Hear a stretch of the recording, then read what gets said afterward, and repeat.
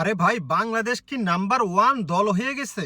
চিন্তা ভাবনায় যে এরকম বাংলাদেশ নাম্বার ওয়ান টিম যে প্রতিদিনই অস্ট্রেলিয়াকে হারাবে।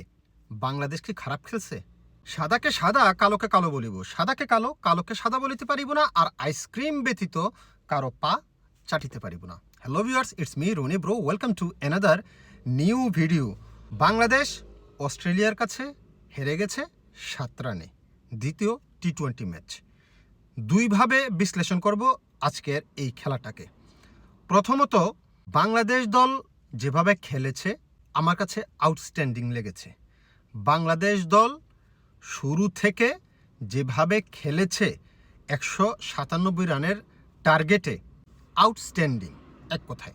তানজিদ হাসান তামিম বলেন, সৌম্য সরকার বলেন, পারভেজ হোসেন ইমন বলেন, অসাধারণ খেলেছে। যেভাবে শুরুটা করা দরকার ছিল এভাবেই শুরুটা করেছে। পাওয়ার প্লেতে বাংলাদেশ 72 রান করেছে 6 ওভারে অস্ট্রেলিয়ার এগনিস্টে। অসাধারণ। এর চাইতে ভালো শুরু আর কি হতে পারে? বাংলাদেশের দর্শক কি ভেবেছিল 197 রানের টার্গেটে ব্যাট করতে নেমে বাংলাদেশ জিতে যাবে? ভাবে নাই। বাট ওই যে শুরুর দিকের এই ব্যাটিংটা বাংলাদেশের দর্শকদেরকে ওইটা ভাবতে সাহায্য করেছে যে হ্যাঁ, আমরা জিততে পারি, ম্যাচটা জিতার সম্ভাবনা প্রবল। বাংলাদেশ দল যথেষ্ট ভালো খেলেছে। বাংলাদেশ দল যেই জায়গাটায় বিলং করে সেই জায়গাটা থেকে এই ম্যাচটা যেভাবে নিয়ে গেছে শেষ পর্যন্ত, সেটাকে আমি সাধুবাদ ছাড়া আর কিছুই বলতে পারি না। আমি সমালোচনা করতে চাই না, অনেকেই সমালোচনা করছেন। এই ছিল ভিডিওর প্রথম অংশ। সেকেন্ড অংশ, বাংলাদেশ কোথায় আসলে ম্যাচটা হারলো, কী কারণে হারলো। দেখেন, 42 বলে 67 রান প্রয়োজন ছিল, বাংলাদেশের হাতে ছিল 7 উইকেট, কিন্তু সেইখানে যেভাবে আউট হলো স্যাড ব্যাটসম্যান সাইফ হাসান, সেটাকে মানা যায় না।